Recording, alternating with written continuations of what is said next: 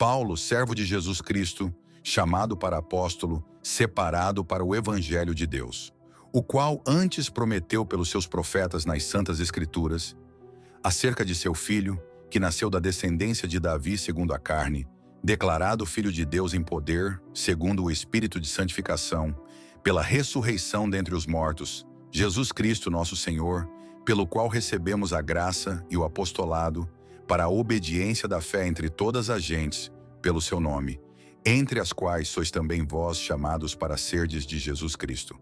A todos os que estáis em Roma, amados de Deus, chamados santos, graça e paz de Deus nosso Pai e do Senhor Jesus Cristo. Primeiramente dou graças ao meu Deus por Jesus Cristo, acerca de vós todos, porque em todo o mundo é anunciada a vossa fé.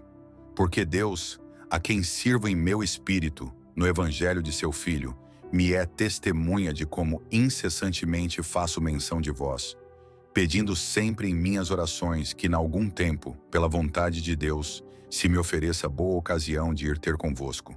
Porque desejo ver-vos, para vos comunicar algum dom espiritual, a fim de que sejais confortados, isto é, para que juntamente convosco eu seja consolado pela fé mútua, assim vossa como minha. Não quero, porém, irmãos, que ignoreis que muitas vezes propus ir ter convosco, mas até agora tenho sido impedido, para também ter entre vós algum fruto, como também entre os demais gentios. Eu sou devedor, tanto a gregos como a bárbaros, tanto a sábios como a ignorantes. E assim, quanto está em mim, estou pronto para também vos anunciar o evangelho, a vós que estáis em Roma, porque não me envergonho do evangelho de Cristo, pois é o poder de Deus para a salvação de todo aquele que crê, primeiro do judeu e também do grego, porque nele se descobre a justiça de Deus de fé em fé, como está escrito. Mas o justo viverá pela fé, porque do céu se manifesta a ira de Deus sobre toda a impiedade e injustiça dos homens, que detêm a verdade em injustiça. Porquanto o que de Deus se pode conhecer nele se manifesta, porque Deus lhe manifestou. Porque as suas coisas invisíveis, desde a criação do mundo, tanto o seu eterno poder como a sua divindade, se entendem e claramente se veem pelas coisas que estão criadas, para que eles fiquem inexcusáveis. Porquanto, tendo conhecido a Deus, não o glorificaram como Deus, nem lhe deram graças. Antes em seus discursos se desvaneceram, e o seu coração insensato se obscureceu. Dizendo-se sábios, tornaram-se loucos, e mudaram a glória do Deus incorruptível em semelhança da imagem de homem corruptível, e de aves, e de quadrúpedes, e de répteis. Por isso também Deus os entregou às concupiscências de seus corações, à imundícia, para desonrarem seus corpos entre si, pois mudaram a verdade de Deus em mentira, e honraram e serviram mais a criatura do que o Criador, que é bendito eternamente. Amém. Por isso Deus os abandonou às paixões infames, porque até as suas mulheres mudaram o uso natural, no contrário à natureza. E semelhantemente também os homens, deixando o uso natural da mulher, se inflamaram em sua sensualidade uns para com os outros, homens com homens, cometendo torpeza e recebendo em si mesmos a recompensa que convinha ao seu erro. E como eles não se importaram de ter conhecimento de Deus, assim Deus os entregou a um sentimento perverso, para fazerem coisas que não convêm, estando cheios de toda a iniquidade, fornicação, malícia, avareza, maldade, cheios de inveja, homicídio, contenda, engano, malignidade, sendo murmuradores, detratores, aborrecedores de Deus, injuriadores, soberbos, presunçosos, inventores de males, desobedientes aos pais e às mães, nécios, infiéis nos contratos, sem afeição natural, irreconciliáveis, sem misericórdia, os quais, conhecendo o juízo de Deus, que são dignos de morte os que tais coisas praticam, não somente as fazem, mas também consentem aos que as fazem. Portanto, és inexcusável quando julgas, ó homem, quem quer que sejas, porque te condenas a ti mesmo naquilo em que julgas a outro. Pois tu que julgas, fazes o mesmo. E bem sabemos que o juízo de Deus é segundo a verdade sobre os que tais coisas fazem. E tu, ó homem, que julgas os que fazem tais coisas, cuidas que, fazendo-as tu, escaparás ao juízo de Deus? Ou desprezas tuas riquezas da sua benignidade e paciência e longanimidade, ignorando que a benignidade de Deus te leva ao arrependimento? Mas segundo a tua dureza e teu coração impenitente, entesouras ira para ti no dia da ira e da manifestação do juízo de Deus, o qual recompensará a cada um segundo as suas obras, a saber, a vida eterna aos que, com perseverança em fazer bem, procuram glória, honra e incorrupção. Mas a indignação e a ira aos que são contenciosos, desobedientes à verdade e obedientes à iniquidade. Tribulação e angústia sobre toda a alma do homem que faz o mal, primeiramente do judeu e também do grego. Glória, porém, e honra e paz a qualquer que pratica o bem, primeiramente ao judeu e também ao grego. Porque para com Deus não há acepção de pessoas. Porque todos os que sem lei pecaram, sem lei também perecerão, e todos os que sob a lei pecaram, pela lei serão julgados. Porque os que ouvem a lei não são justos diante de Deus, mas os que praticam a lei hão de ser justificados.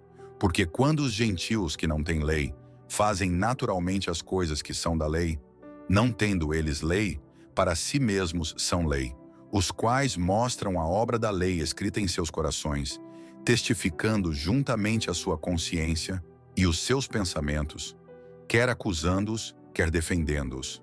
No dia em que Deus há de julgar os segredos dos homens, por Jesus Cristo, segundo o meu evangelho.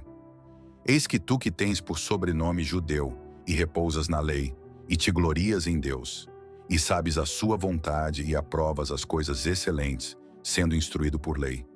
E confias que és guia dos cegos, luz dos que estão em trevas, instruidor dos nécios, mestre de crianças, que tens a forma da ciência e da verdade na lei.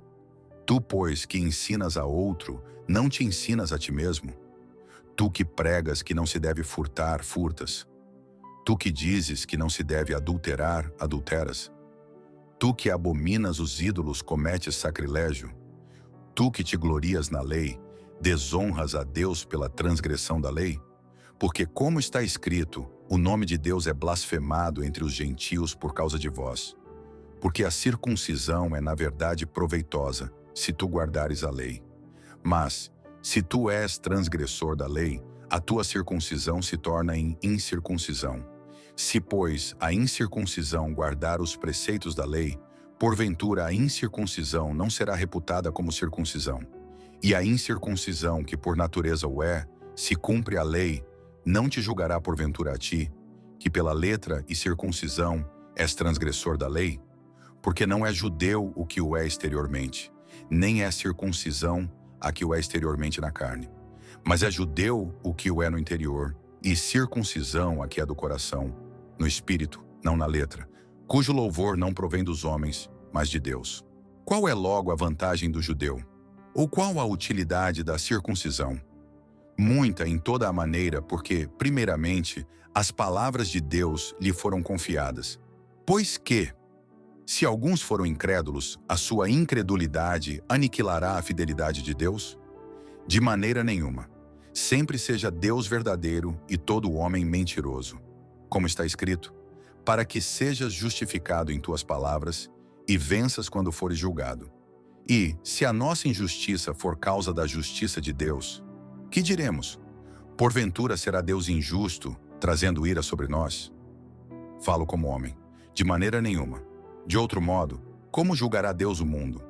Mas se pela minha mentira abundou mais a verdade de Deus para a glória sua, por que sou eu ainda julgado também como pecador? E por que não dizemos, como somos blasfemados, e como alguns dizem que dizemos, façamos males para que venham bens? A condenação desses é justa. Pois que, somos nós mais excelentes? De maneira nenhuma, pois já dantes demonstramos que, tanto judeus como gregos, todos estão debaixo do pecado. Como está escrito, não há um justo, nenhum sequer. Não há ninguém que entenda, não há ninguém que busque a Deus. Todos se extraviaram e juntamente se fizeram inúteis. Não há quem faça o bem, não há nenhum só. A sua garganta é um sepulcro aberto, com as suas línguas tratam enganosamente. peçonha de áspides está debaixo de seus lábios, cuja boca está cheia de maldição e amargura. Os seus pés são ligeiros para derramar sangue. Em seus caminhos há destruição e miséria, e não conheceram o caminho da paz. Não há temor de Deus diante de seus olhos. Ora, nós sabemos que tudo o que a lei diz, aos que estão debaixo da lei o diz, para que toda a boca esteja fechada e todo o mundo seja condenável diante de Deus. Por isso nenhuma carne será justificada diante dele pelas obras da lei, porque pela lei vem o conhecimento do pecado. Mas agora se manifestou sem a lei a justiça de Deus, tendo o testemunho da lei e dos profetas. Isto é, a justiça de Deus pela fé em Jesus Cristo, para todos e sobre todos os que creem. Porque não há diferença. Porque todos pecaram e destituídos estão da glória de Deus, sendo justificados gratuitamente pela sua graça, pela redenção que há em Cristo Jesus, ao qual Deus propôs para a propiciação pela fé no seu sangue, para demonstrar a sua justiça pela remissão dos pecados dantes cometidos, sob a paciência de Deus, para a demonstração da sua justiça neste tempo presente, para que ele seja justo e justificador daquele que tem fé em Jesus. Onde está logo a jactância? É excluída. Por qual lei? Das obras? Não, mas pela lei da fé. Concluímos, pois, que o homem é justificado pela fé sem as obras da lei. É porventura Deus somente dos judeus? E não o é também dos gentios? Também dos gentios, certamente. Visto que Deus é um só, que justifica pela fé a circuncisão e por meio da fé a incircuncisão. Anulamos, pois, a lei pela fé? De maneira nenhuma, antes estabelecemos a lei. Que diremos, pois, ter alcançado Abraão, nosso pai segundo a carne? Porque se Abraão foi justificado pelas obras, tem de que se gloriar, mas não diante de Deus. Pois que diz a Escritura? Creu Abraão a Deus, e isso lhe foi imputado como justiça. Ora, àquele que faz qualquer obra não lhe é imputado o galardão segundo a graça, mas segundo a dívida. Mas aquele que não pratica, mas crê naquele que justifica o ímpio, a sua fé lhe é imputada como justiça. Assim também Davi declara bem-aventurado o homem a quem Deus imputa a justiça sem as obras, dizendo: bem-aventurados aqueles cujas maldades são perdoadas e cujos pecados são cobertos. Bem-aventurado o homem a quem o Senhor não imputa o pecado. Vem, pois, esta bem-aventurança sobre a circuncisão somente, ou também sobre a incircuncisão? Porque dizemos que a fé foi imputada como justiça a Abraão. Como lhe foi, pois, imputada? Estando na circuncisão ou na incircuncisão? Não na circuncisão, mas na incircuncisão. E recebeu o sinal da circuncisão, selo da justiça da fé, quando estava na incircuncisão, para que fosse pai de todos os que creem, estando eles também na incircuncisão, a fim de que também a justiça lhe seja imputada, e fosse pai da circuncisão, daqueles que não somente são da circuncisão, mas que também andam nas pisadas daquela fé que teve nosso pai Abraão, que tivera na incircuncisão. Porque a promessa de que havia de ser herdeiro do mundo não foi feita pela lei a Abraão, ou a sua posteridade, mas pela justiça da fé. Porque se os que são da lei são herdeiros, logo a fé é vã e a promessa é aniquilada. Porque a lei opera a ira. Porque onde não há lei também não há transgressão. Portanto, é pela fé, para que seja segundo a graça, a fim de que a promessa seja firme a toda a posteridade. Não somente a que é da lei, mas também a que é da fé que teve Abraão, o qual é pai de todos nós, como está escrito: por pai de muitas nações te constituí, perante aquele no qual creu, a saber, Deus, o qual vivifica os mortos e chama as coisas que não são como se já fossem. O qual em esperança creu contra a esperança, tanto que ele tornou-se pai de muitas nações, conforme o que lhe fora dito: assim será a tua descendência.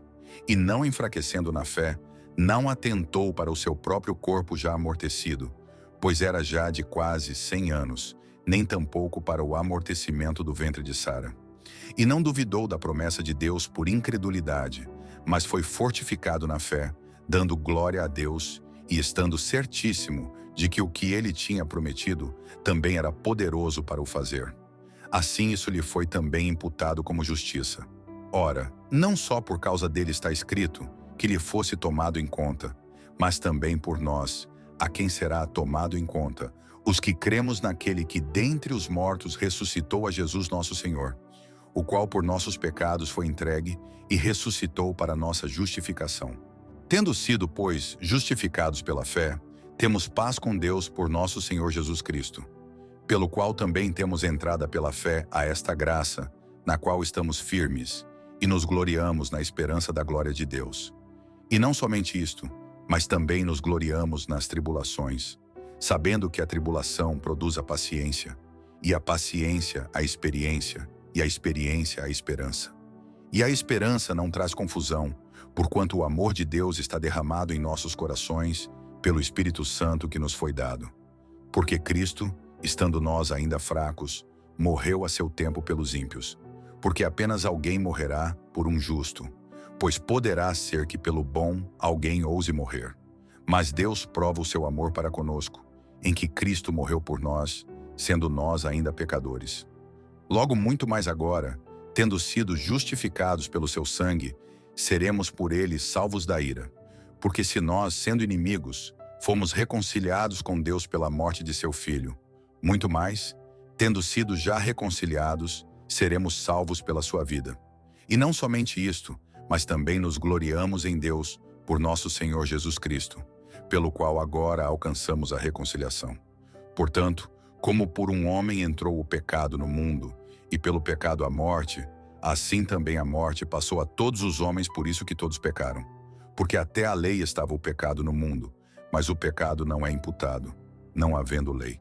No entanto, a morte reinou desde Adão até Moisés, até sobre aqueles que não tinham pecado, à semelhança da transgressão de Adão, o qual é a figura daquele que havia de vir. Mas não é assim o dom gratuito como a ofensa. Porque se pela ofensa de um morreram muitos, muito mais a graça de Deus e o dom pela graça, que é de um só homem, Jesus Cristo, abundou sobre muitos. E não foi assim o dom como a ofensa, por um só que pecou. Porque o juízo veio de uma só ofensa, na verdade, para a condenação.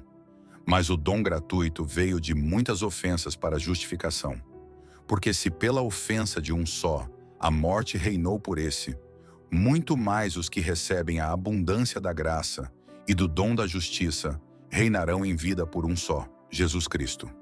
Pois assim como por uma só ofensa veio o juízo sobre todos os homens para condenação, assim também por um só ato de justiça veio a graça sobre todos os homens para a justificação de vida. Porque como pela desobediência de um só homem, muitos foram feitos pecadores, assim pela obediência de muitos serão feitos justos. Veio, porém, a lei para que a ofensa abundasse, mas onde o pecado abundou, superabundou a graça, para que assim como o pecado reinou na morte, também a graça reinasse pela justiça para a vida eterna, por Jesus Cristo nosso Senhor.